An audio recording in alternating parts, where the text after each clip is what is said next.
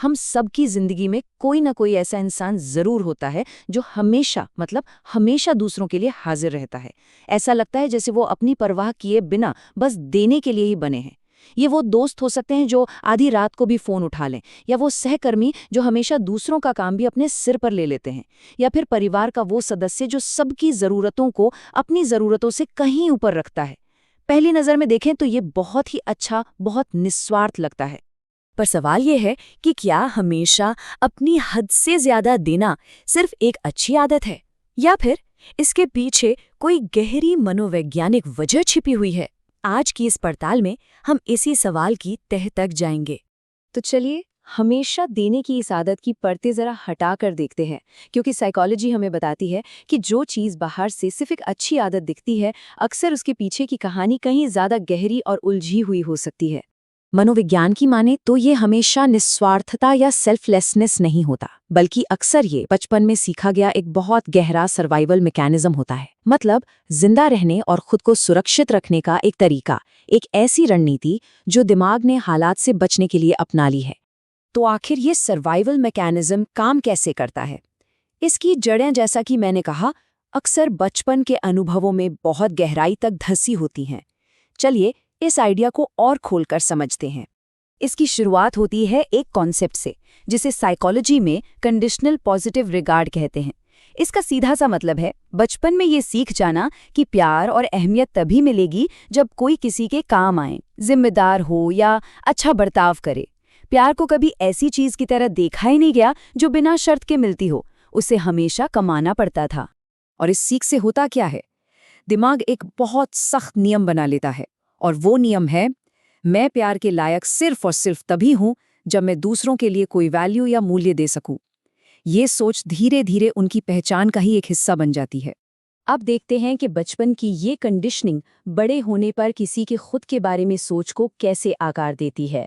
सच पूछिए तो ये उनके वजूद के सबसे बुनियादी सवाल को ही बदल कर रख देती है।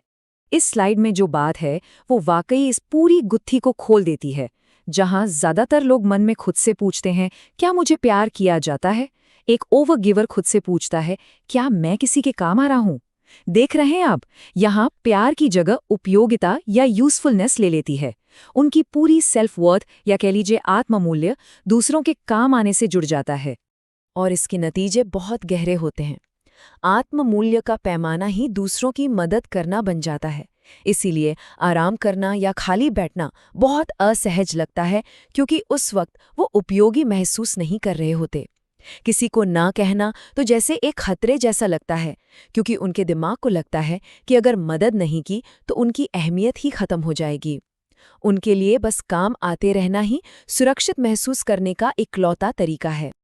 अब बात करते हैं कि ये पूरा बर्ताव रिश्तों पर कैसे असर डालता है। इसके दिल में कुछ बहुत गहरे डर छिपे होते हैं, जिन्हें अटैचमेंट और कॉग्निटिव साइकोलॉजी ने काफी अच्छे से समझाया है।